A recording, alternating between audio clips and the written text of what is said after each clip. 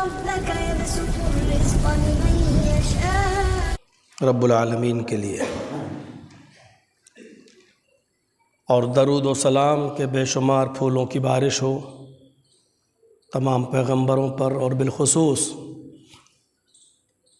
محمد الرسول اللہ صلی اللہ علیہ وسلم کی ذات گرامی پر اللہم صلی وسلم وبارک علیہ۔ جن چیزوں پر شریعت اسلامیہ نے ایمان لانا ضروری قرار دیا ہے اور ایمان کی 70 سے زیادہ شاخائیں ہیں، ان میں ایک یہ چیز بھی شامل ہے کہ ہم اللہ تبارک و تعالیٰ کو قادر مطلق مانیں، ایسی طاقت کا مالک جس کی کوئی لمٹ نہ ہو، جس کی کوئی قید و بند نہ ہو، جس میں یہ سوال نہ ہو کہ کتنی طاقت۔ جہاں یہ سوال ہو جائے کہ کتنی طاقت، پھر وہ محدود ہو جاتی ہے، پھر اس کی ایک لمٹ ہو جاتی ہے۔ لیکن اللہ تبارک و تعالیٰ کو قادر مطلق مانا جائے، اس کا مطلب یہ ہے کہ اس کی طاقت کا کوئی اندازہ لگا ہی نہیں سکتا، اور کوئی بھی شخص نہ تو اپنے قلم کے ذریعے اور نہ اپنی زبان کے ذریعے بول سکتا ہے اور نہ لکھ سکتا ہے۔ جیسے اللہ رب العالمین کی تعریف، اس کے انعامات، اس کے احسانات اتنی کثرت سے ہیں کہ ان کو نہ تو گنا جا سکتا ہے، نہ شمار کیا جا سکتا ہے، نہ تقریر میں بیان کیا جا سکتا ہے، نہ تحریر میں لایا جا سکتا ہے۔ قُلْ لَوْ كَانَ الْبَحْرُ مِدَادًا لِكَلِمَاتِ رَبِّي لَنَفِدَ الْبَحْرُ قَبْلَ أَن تَنْفَدَ كَلِمَاتُ رَبِّي۔ سارے سمندر کی سیاہی بنا دی جائے، سمندر سارا پانی، اب پانی کی کوئی انتہا تھوڑی۔ پوری دنیا میں جتنا حصے میں ہم رہتے ہیں یہ 1/4 ہے، چوتھائی یہ خشکی ہے، جس میں ہم جانور، کھیتیاں باڑیاں، اناج غلہ جو پیدا ہو رہا ہے اور جس میں ہم اور آپ سانس لے رہے ہیں، یہ پوری دنیا کا 1/4 ہے، اس کا 3 گنا زیادہ پانی ہے۔ پھر اس میں سمندر کا پانی، تالاب کا پانی، ندیوں کا پانی، جھرنوں کا پانی، جمنا کا پانی، گنگا کا پانی، آپ کے کنوؤں کا پانی، اور اسی طریقے سے پانی کی جتنی بھی شکل ہیں، گڈھوں کا پانی، ان سارے پانی کو جوڑ لیا جائے اور اکٹھا کر لیا جائے اور پھر اس کی سیاہی بنا دی جائے، اور پھر اس سیاہی سے اللہ رب العالمین کی نعمتیں لکھی جائیں، تو سیاہی ختم ہو سکتی ہے، قلمیں گھس سکتی ہیں، لیکن اللہ رب العالمین کی تعریف، اس کی نعمتیں ختم نہیں ہو سکتی ہیں۔ کیا انتہا ہے؟ کوئی لمٹ ہے؟ ایسے ہی اس کی طاقت، اس کی کوئی لمٹ نہیں۔ اور طاقت کا مطلب جسمانی طاقت نہیں ہوتا ہے، قدرت کا مطلب یہ ہوتا ہے جہاں ہماری عقل کام کرنا بند کر دے، وہاں سے اللہ رب العالمین کی قدرت شروع ہوتی ہے۔ یعنی ہم اس کی قدرت کا اندازہ نہ تو اپنے دماغ میں لا سکتے ہیں، نہ ہم اپنی آنکھوں سے اس کا مشاہدہ کر سکتے ہیں۔ جیسے اللہ کا دیدار دنیا کی کوئی آنکھ نہیں کر سکتی، ایسی اس کی قدرت کا مشاہدہ بھی نہیں کر سکتی۔ صرف چند چیزیں نظر تو آ جائیں گی، لیکن حقیقی اس کا اندازہ نہیں لگایا جا سکتا ہے۔ تو میرے پیارے ساتھیوں، اس نے کہا تبارک الذی بیدہ الملک، بادشاہت اسی کے ہاتھ میں ہے، وہی ذات بابرکت ہے۔ یہاں ملک سے مراد بادشاہت، ملک سے مراد کنٹری نہیں۔ تبارک الذی بیدہ الملک، بابرکت ہے وہ اللہ کی ذات جس کے ہاتھ میں بادشاہت ہے، اور بادشاہت صرف ہمارے دلوں پر نہیں، اس زمین پر بھی، آسمان پر بھی، چاند پر بھی، سورج پر بھی، ستاروں پر بھی، درختوں پر بھی، جھرنوں پر بھی، سمندروں پر بھی۔ اس کی بادشاہت کا حال یہ ہے کہ وہ چھری کو حکم دیتا ہے کہ کاٹ تو وہ کاٹتی ہے، اور وہی بادشاہ ہے جو چھری کو حکم دیتا ہے خبردار جو اسماعیل کی گردن پر چل گئی تو چھری رک جاتی ہے۔ اس کی بادشاہت کا حال یہ ہے کہ وہی سمندر کو جاری ہونے کا حکم دیتا ہے، سمندر جاری ہو جاتا ہے۔ اور اس کی بادشاہت کا حال یہ ہے کہ وہی حضرت موسیٰ سے کہتا القی عصاک، اپنی لاٹھی سمندر پہ مارو، اور جب سمندر پہ مارا جاتا ہے ڈنڈے کو تو وہ سمندر دو ٹکڑوں میں بٹ جاتا ہے۔ حضرت موسیٰ اور ان کی قوم بنی اسرائیل وہاں سے نکل جاتی ہے۔ فرعون نے دیکھا کہ یہ راستہ بن گیا ہے، چلو ہم بھی نکلتے ہیں، اور فرعون موسیٰ اور ان کی قوم کو پکڑتے ہیں۔ اور جیسے ہی فرعون اپنے ساتھیوں کو لے کر اس راستے سے گزرا، اللہ کی بادشاہت کا حال یہ ہے کہ اس نے حکم دیا ہے سمندر کے دونوں کناروں تم مل جاؤ، اور سمندر کے دونوں کنارے مل جاتے ہیں۔ فرعون اور اس کی پوری ذریت، اس کی پوری قوم برباد و ہلاک ہو جاتی ہے۔ اس کی بادشاہت سمندر پر بھی چلتی ہے، اس کا حکم چھری پر بھی چلتا ہے۔ تو یہ عقیدہ رکھا جائے، اور یہ عقیدہ صرف اللہ کی ذات کے بارے میں رکھا جائے، اور اس عقیدے کا مالک اگر ہم نے کسی اور کو بنایا، وہیں سے آپ گڑبڑا رہے ہیں، وہیں سے آپ کا ایمان ختم ہو رہا ہے،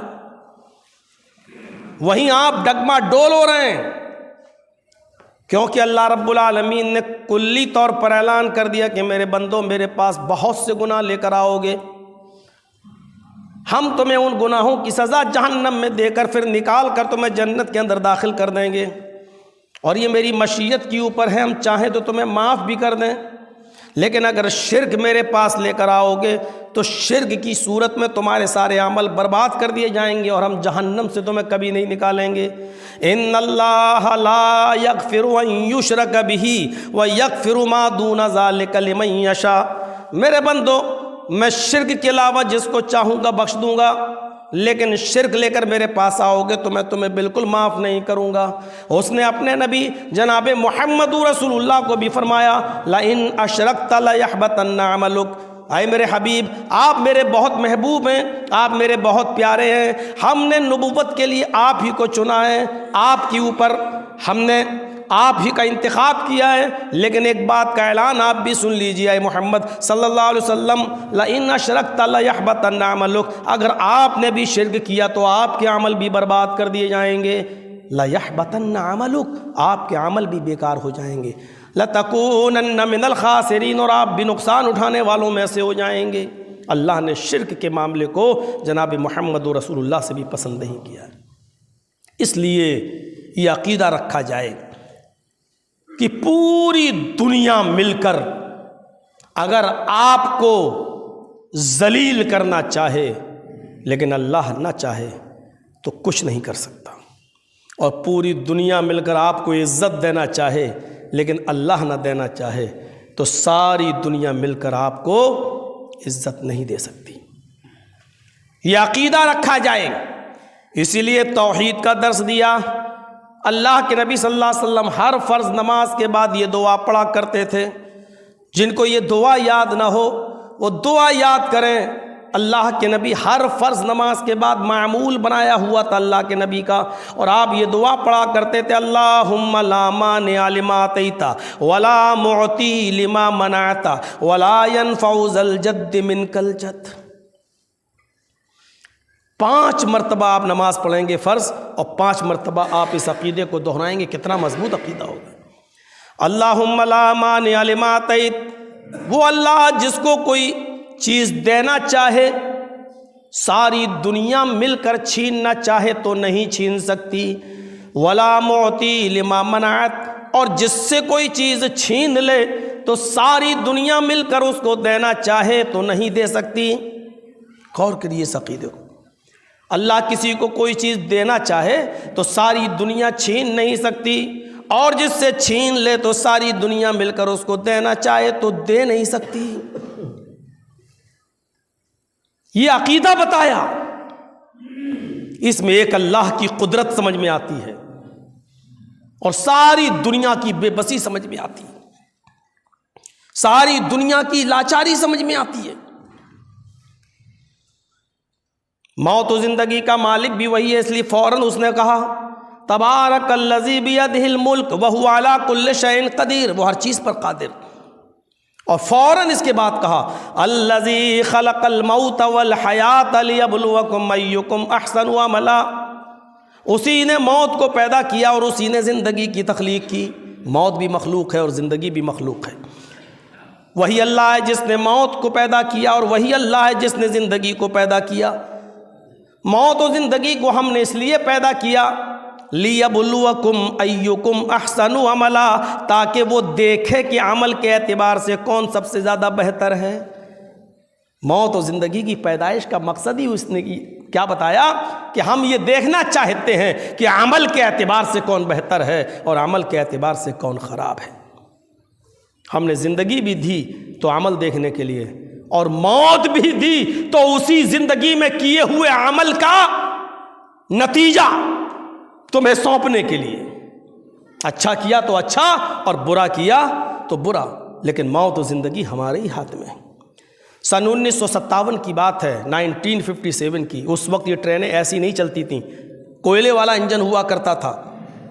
گورکھپور سے گونڈا کی طرف ایک چھوٹی لائن تھی، چھوٹی لائن جو گورکھپور سے آپ چلیں گے اور ہوتے ہوئے نوگڑھ، اور نوگڑھ سے ہوتے ہوئے بڑھنی، اور بڑھنی سے ہوتے ہوئے بلرامپور، اور بلرامپور سے ہوتے ہوئے گونڈا آتی تھی۔ گورکھپور سے چلی نوگڑھ، نوگڑھ سے چلی ٹرین بڑھنی، بڑھنی سے آئی اور سیدھے ابھی وہ کوا پور اسٹیشن پر پہنچی ہوئی تھی۔ پیسنجر گاڑیاں تھیں، ہر اسٹیشن پہ رکتی تھیں، اور کوا پور سے جب چلی تو اس کو بلرامپور میں رکنا تھا۔ راستے میں ایک ندی پڑتی ہے جس ندی کا نام ہے راپتی ندی، آج بھی ہے وہ۔ ہم لوگ جب جھنڈا نگر میں پڑھتے تھے تو گونڈا سے وہ چھوٹی لائن ہی کے ذریعے جایا آیا کرتے تھے۔ تو میرے بھائیوں، راپتی ندی آج بھی ہے۔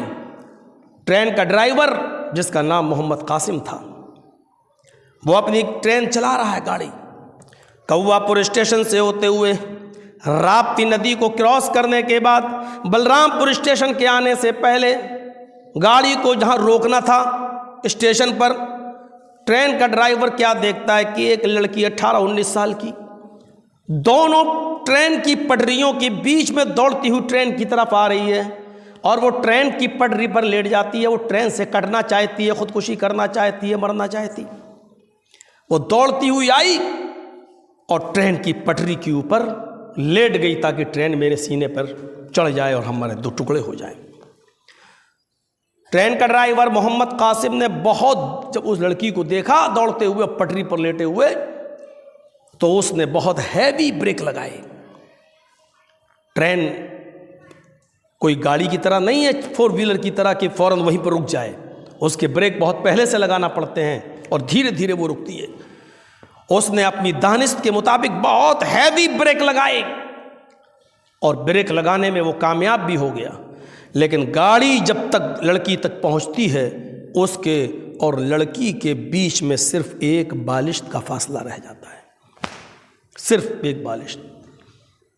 ٹرین کے ڈرائیور نے بریک لگائے، گاڑی روکنے میں وہ کامیاب بھی ہو گیا، گاڑی روک بھی دی، جلدی سے وہ اترا، نیچے آیا، پیسنجر بھی نیچے اترے کہ کیا معاملہ ہے، اتنے ہیوی بریک کیسے لگے۔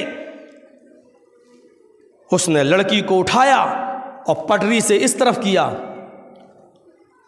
ناک، سانس دیکھنے لگا، دل کی دھڑکن دیکھنے لگا، تو کیا دیکھتا ہے، لڑکی تو انتقال کر چکی ہے، لڑکی مر چکی ہے۔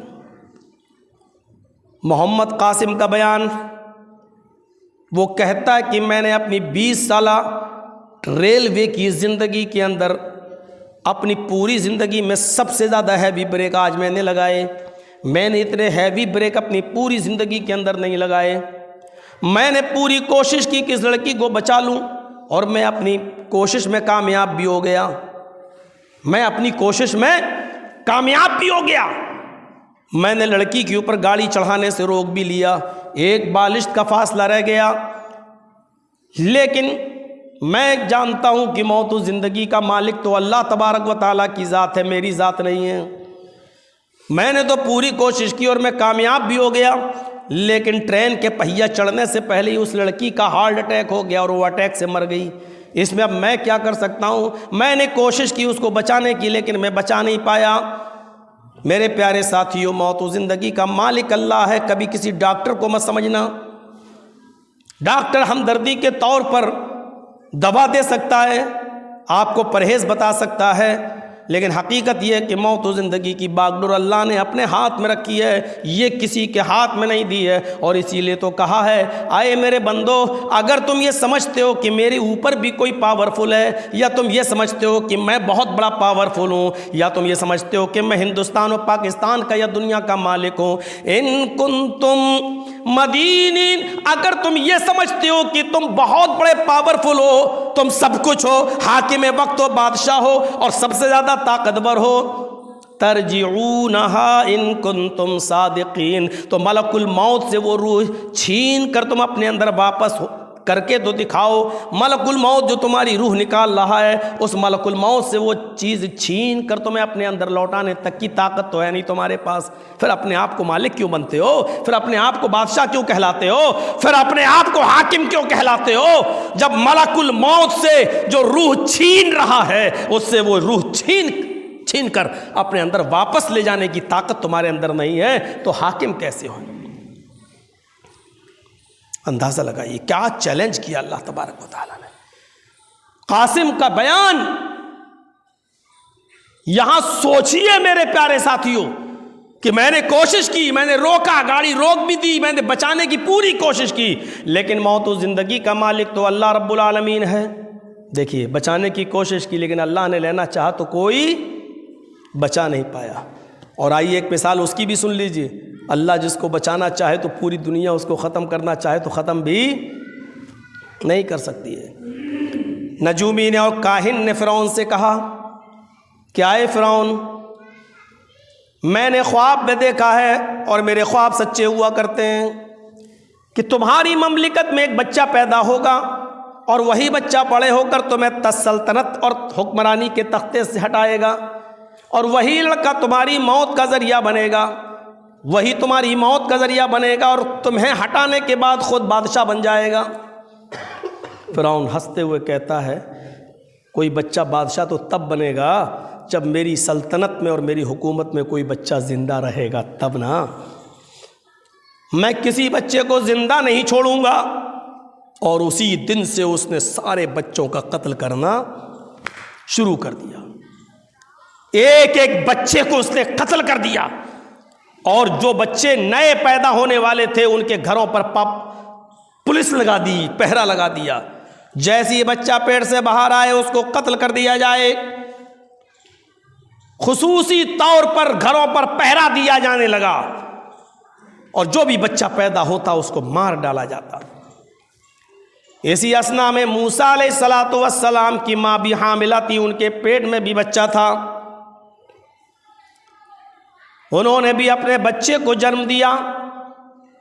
حدیث کی کتاب کہتی ہے کہ 3 دن تک تو وہ چھپانے میں کامیاب ہوئی موسیٰ کی ماں، لیکن دیکھ لیا کہ بچے تو بچے ہوتے، وہ پتہ نہیں کب رونا شروع کر دیں، کب چیخنا شروع کر دیں، میرے بچے کی زندگی خطرے کے اندر ہے۔ اور اگر بادشاہ کی فرعون کی پولیس کو اگر پتہ چل گیا تو یہ بچے کو چھین کر قتل کر دے گی اور مار دے گی۔ اس نے لکڑی کا ایک صندوق بنایا، کوئی جبرائیل نہیں آئے تھے اس کو بتانے کے لیے، اللہ دماغ میں ڈالتا ہے۔ اس نے لکڑی کا ایک صندوق بنایا، اور اس صندوق کو میرے پیارے ساتھیوں اس میں موسیٰ علیہ السلام کو لٹا دیا، اور صندوق لکڑی کا وہ لے کر سمندر دریائے نیل کے کنارے چلی گئی، اور دریائے نیل کی موجوں کے حوالے اس لکڑی کے صندوق کو کر دیا۔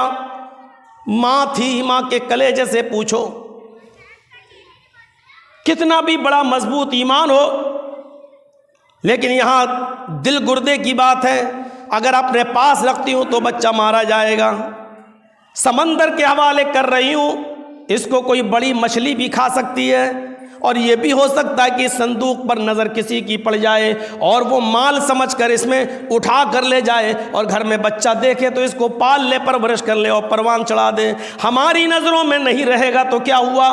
ماں کی ممتا تھی، کسی کے پاس رہے گا زندہ تو رہے گا، ارے میرے لیے ہی کافی ہے کہ میرا بیٹا میری پاس نہ رہے لیکن زندہ تو رہے۔ یہ سوچ کر موسیٰ علیہ السلام کی ماں اپنے اس بچے کو دریائے نیل کے حوالے کر دیتی ہے۔ سمندر کی موجیں، دریا کی موجیں اب اس لکڑی کے صندوق کو لے جا رہی ہیں۔ ماں ہے اس وقت تک لکڑی کے صندوق کو دیکھ رہی ہے جب تک کہ لکڑی کا صندوق اس کی آنکھوں سے اوجھل نہیں ہو جاتا ہے۔ آئے اللہ، تیری امانت ہے، میں نے تیری راہ میں چھوڑ دیا ہے، اب اس بچے کی حفاظت کیسے ہوگی یہ تو جانے ہے۔ چھوڑ دیا، اور جب دریا کی موجوں نے اس بچے کو غائب کر دیا تب یہ اپنے گھر آ گئی اور یہی دعا کرتی رہی، اللہ میرے بچے کی حفاظت فرمانا۔ یہ لکڑی کا صندوق بہتے بہتے فرعون کے گھر کے پاس سے گزرا۔ اس کا گھر بھی دریائے نیل کے لگا ہوا تھا، سٹے تھا، محل تھا، اور وہاں فرعون کی بیوی آسیہ اپنی گیلری میں کھڑی تھی، وہ سمندر کا معائنہ کر رہی تھی اور اللہ کی نعمتوں سے لطف اندوز ہو رہی تھی اور اللہ کا شکریہ ادا کر رہی تھی۔ اس نے لکڑی کے صندوق کو بہتے ہوئے دیکھا کہ آ رہا ہے، سمجھی اس میں کوئی خزانہ ہوگا، مال ہوگا۔ اس نے اپنے درباریوں سے کہا، آئے درباریوں، غوطہ لگاؤ، اس دریا میں چھلانگ لگاؤ، تم تو تیرنے میں ماہر ہو، اور اس صندوق کو لے کر میرے پاس آؤ، اس میں کوئی خزانہ نظر آتا ہے۔ درباریوں نے غوطہ لگایا اور لکڑی کے اس صندوق کو اٹھا کر جب لائے، اور فرعون کی بیوی آسیہ نے جب اس صندوق کو کھولا تو اس میں نہ سونا تھا، نہ چاندی، نہ ہیرے تھے، نہ جواہرات۔ اس صندوق کے اندر ایک خوبصورت بچے کو دیکھا، اپنا انگوٹھا اپنے منہ میں چوس رہا تھا اور مسکرا رہا تھا۔ آسیہ نے اس بچے کو اٹھایا۔ درباریوں نے فرعون سے کہا کہ صندوق میں ایک بچہ ہے۔ فرعون تلوار لے کر آیا، اپنی بیوی آسیہ سے کہتا ہے اس بچے کو میرے حوالے کرو، میں اس کو قتل کروں گا۔ بیوی جواب دیتی ہے کہ نہیں، ہمارے پاس کوئی اولاد نہیں اس بچے کی، ہم پرورش کرتے ہیں اور آپ کے لیے بچہ کوئی خطرہ ثابت نہیں ہو سکتا۔ جب ہماری نگرانی میں پلے گا اور آپ باپ کا رول ادا کریں گے تو یہ ہمارے لیے سرکش تھوڑی ہوگا، ہماری نگرانی میں پلے گا، ہم اس کی دیکھ ریکھ کریں گے۔ فرعون نے کہا کہ ٹھیک ہے، اگر تمہاری ضد ہے، پالنا چاہتی ہو پالو، لیکن دیکھ ریکھ کیجیے گا، اور ہم چاہتے ہیں کہ یہ ہماری دیکھ ریکھ میں پلے، پروان چڑھے۔ اب وہ بچہ کسی کا دودھ نہیں پیتا تھا، بہرحال واقعہ لمبا ہے۔ پھر اللہ رب العالمین نے موسیٰ علیہ السلام ہی کی ماں کو ایک دایا کی شکل میں، ایک کام کرنے والی کی شکل میں اسی گھر میں بھیج دیا، اور وہ ماں تھی، وہ تو پہچان ہی گئی کہ میرا بیٹا تھا۔ وہ دودھ بھی پلاتی رہی، اس کو محنت و مزدوری بھی ملتی رہی، وہ ایک الگ واقعہ ہو گیا۔ میرے پیارے ساتھیو، فرعون کے گھر میں موسیٰ علیہ السلام پلتے گئے، بڑھتے گئے اور پروان چڑھتے گئے اور بڑے بھی ہو گئے، پھر نبوت بھی ملی، فرعون کے خلاف بغاوت کا عالم بھی بلند کر دیا، ایک اللہ کی طرف دعوت بھی دی، اور بالآخر وہی ہوا کہ جب سمندر کو پار کیا اور فرعون جب سمندر کو پار کرنے لگا اپنے لاؤ لشکر کے ساتھ، تو اللہ نے سمندر کو ملنے کا حکم دیا، اور یہی موسیٰ علیہ السلام اس ملک کے بادشاہ بنائے گئے، اور فرعون موسیٰ علیہ السلام ہی اس کی موت کے کارن و سبب بنے، اور موسیٰ علیہ السلام کی وجہ سے فرعون کی سلطنت مٹی میں مل گئی۔ میرے پیارے ساتھیو، وہ فرعون جو کسی بچے کو زندہ نہیں رکھتا تھا لیکن اللہ کو رکھنا تھا، تو فرعون کے گھر میں ہی اس کو پلوا دیا، بڑا بھی کروا دیا، اور اسی موسیٰ سے فرعون کی سلطنت کا خاتمہ بھی کروا دیا، اور موسیٰ علیہ السلام ہی کو ریزن اور سبب بنا کر میرے بھائیو اللہ نے فرعون کو غرق بھی کر دیا اور ڈبو بھی دیا۔ اللہم لا مانع لما اعطیت ولا معطی لما منعت۔ اللہ جس کو زندگی دینا چاہے زندگی دے دے، جس کو موت دینا چاہے موت دے دے، جس کو عزت دینا چاہے اس کو عزت دے، اور جس کو ذلیل کرنا چاہے ذلیل کر دے۔ میں نے بھی بتایا، موسیٰ کی ماں سے پوچھو کہ کس کلیجے کے ساتھ چھوڑا ہوگا اس نے اپنے بچے کو۔ ماں ایسی ہی ہوتی ہے، ماں ایسی ہی ہوتی ہے۔ ایک ماں نے تھوڑی سی دلیری جتائی تھی اور ناراض ہو کر چلی گئی تھی اپنے بیٹے سے۔ اس صحابی کا نام حدیث کی کتابوں میں علقمہ ہے۔ غور کرو کہ علقمہ آخری وقت میں انتقال کا وقت ہے، ان کے منہ سے کلمہ ادا نہیں ہو رہا ہے، علقمہ کی بیوی نے اللہ کے نبی کو بلوایا. اللہ کے نبی نے حضرت عمار کو اور حضرت بلال کو اور 2-3 صحابہ کو بھیج دیا کہ جاؤ اور دیکھو علقمہ کو کیا ہو رہا ہے. جب جاتے ہیں اور ان صحابہ نے جب کلمہ نکلوایا تو علقمہ کی زبان سے کلمہ ادا نہیں ہو رہا تھا. علقمہ کی زبان سے کلمہ نہیں نکل رہا تھا. بتایا گیا کہ اللہ کے نبی علقمہ کی زبان سے کلمہ نہیں نکل رہا ہے.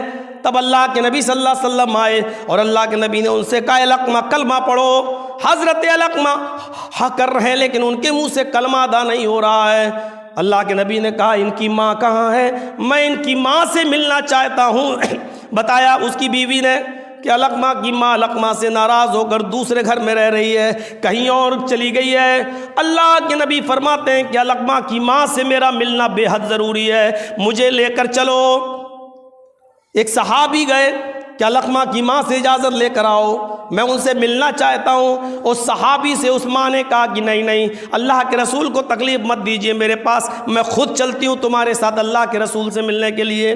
علقمہ کی ماں جب ملنے آتی ہیں, آپ علقمہ کے پاس بیٹھے ہوئے ہیں, فرمایا آئے علقمہ کی ماں شاید تم اپنے بیٹے سے ناراض ہو اس لیے علقمہ کے منہ سے کلمہ ادا نہیں ہو رہا ہے. علقمہ کی ماں نے کہا اے اللہ کے نبی یہ سچ ہے کہ میں اپنے بیٹے سے ناراض ہوں. فرمایا ماں جب تک تم اس بچے کو معاف نہیں کرو گی, اپنے اس بیٹے کو معاف نہیں کرو گی, اس کے منہ سے کلمہ ادا نہیں ہوگا. اس نے کہا اللہ کے نبی میں اپنے اس لڑکے کو معاف نہیں کر سکتی ہوں, میں جا رہی ہوں. کوئی بڑی بات بھی نہیں تھی, ابھی وجہ بتاتا ہوں.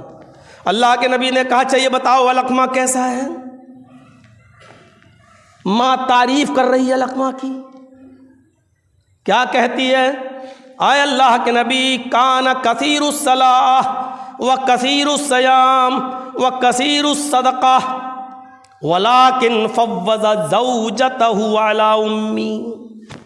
حدیث کے الفاظ پر غور کرو.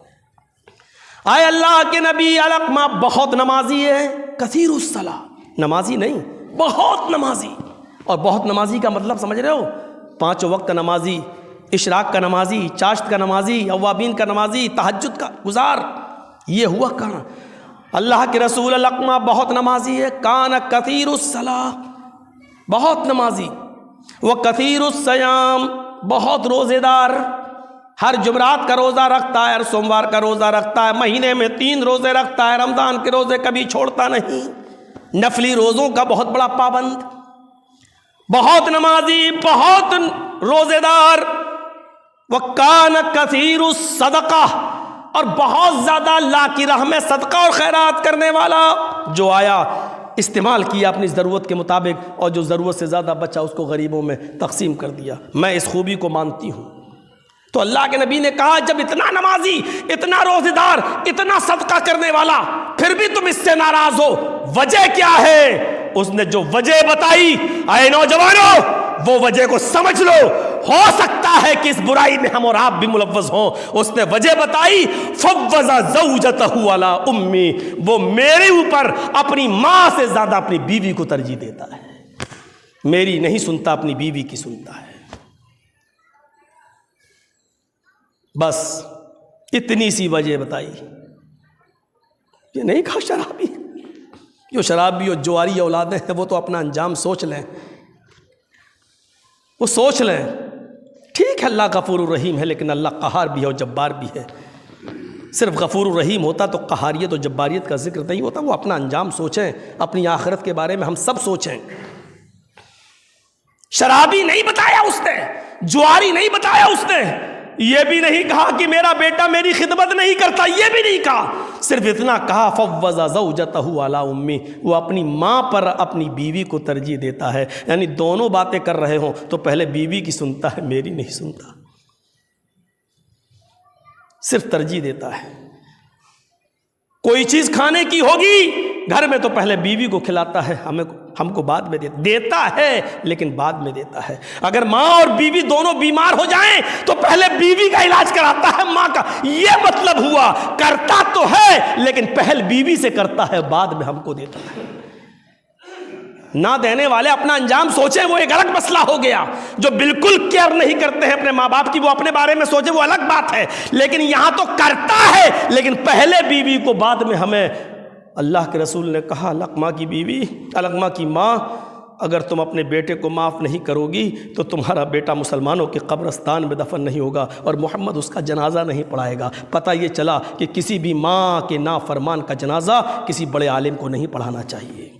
محلے میں کوئی حاجی نمازی ہو وہ پڑھا دے، لیکن کسی بڑی شخصیت کو اس کا جنازہ نہیں پڑھانا چاہیے جو اپنے ماں اور باپ کا نافرمان ہو۔ اللہ کے رسول نے صحابہ سے کہا صحابیوں میرے الفاظ بڑے سخت ہیں، لگیں گے، چبھیں گے، میں کیا کروں؟ میرے بھائیوں یہی پڑھایا ہے ہمیں حدیثوں میں، اور آپ لوگوں نے چندہ کر کر کے 10 10 20 20 روپے ہم کو دے کر مدرسے میں ہم لے جایا کرتے تھے۔ مجھے وہ دور یاد ہے اور اپنی اس بے بسی اور کمزور کے دن کے میں بھول نہیں سکتا، لیکن یہی سب تو پڑھانے کے لیے آپ ہم کو دیا کرتے تھے 10 20 50 روپیہ۔ میرے پیارے ساتھیوں ہم نے یہی سیکھا ہے اس تعلیم سے۔ کسی کو برا لگ رہا تو لگتا رہے، میں کیا کروں۔ فوض زوجتہ علی امی، وہ اپنی ماں پر اپنی بیوی کو ترجیح دیتا ہے۔ اللہ کے نبی نے کہا معاف نہیں کرو گی؟ کہا نہیں صحابہ جاؤ لکڑیاں اکٹھی کر کے لاؤ، جاؤ جنگل سے لکڑیاں اکٹھی کر کے لاؤ، اور جب جنگل سے لکڑیاں اکٹھی کر کے لاؤ گے اور یہاں اکٹھی کرو، اور جب آ جائیں بہت سی لکڑیاں ہو جائیں تو اس میں آگ لگا دو اور علقمہ کو اٹھا کر اس آگ میں ڈال دو۔ محمد رسول اللہ کے قبرستان میں ماں کا نافرمان دفن نہیں کیا جائے گا اور میں اس کی جنازے کی نماز نہیں پڑھاؤں گا۔ کہنے لگے اللہ کے رسول کوئی ماں اپنی زندگی کے اندر اپنے بیٹے کا یہ حال نہیں دیکھ سکتی، کوئی ماں اپنے بیٹے کا یہ حال نہیں دیکھ سکتی ہے۔ میں دل سے اپنے بیٹے کو معاف کر رہی ہوں، اے اللہ میں صدق دل سے معاف کر رہی ہوں۔ اللہ کے نبی نے کہا اگر اوپر دل سے معاف کیا ہوگا تو ابھی بھی کلمہ نہیں نکلے گا، میں دوبارہ کلمہ پڑھا رہا ہوں، اے علقمہ کلمہ پڑھو۔ علقمہ نے کلمہ پڑھا، اشہد ان لا الہ الا اللہ و اشہد ان محمدًا عبدہ ورسولہ۔ آپ نے کہا علقمہ کی ماں نے اس کو دل سے معاف کر دیا، اور جیسے یہ کلمہ اس کی زبان سے نکلا اس کا انتقال ہو گیا، علقمہ اس دنیا سے رخصت ہو گئے۔ اللہ کے نبی نے فرمایا الحمدللہ الذی انقذہ من النار، اللہ کا شکر ہے، تمام تعریف ہے کہ اللہ نے اس کو جہنم کی آگ سے بچا لیا۔ اور پھر آپ نے اس کا جنازہ بھی پڑھایا اور اس کو قبرستان میں دفن بھی کیا۔ میرے بھائیوں ماں ایسی ہی ہوتی ہے، ہو سکتا ہے کمیاں ہوں، انسان ہے، ہو سکتا ہے یہ بھی ہوتا ہے کسی بیٹے کی زیادہ محبت کسی کی کم محبت، محبت کا معیار بڑا عجیب ہوتا ہے۔ اللہ کے رسول یہی کہا کرتے تھے کہ اللہ محبت کے معاملے میں ہم کیا کریں، انصاف تو سب کے ساتھ برابر کر سکتے ہیں، لیکن مجھے محبت اپنی چاروں بیٹیوں میں سب سے زیادہ فاطمہ سے ہے۔ اے اللہ یہ میرے بس کی بات نہیں ہے کہ میں اپنے دل کو کنٹرول کر سکوں، برابر کر سکوں۔ اے اللہ انصاف تو میں چاروں کے ساتھ کروں گا برابر برابر، لیکن محبت مجھے فاطمہ سے زیادہ ہے۔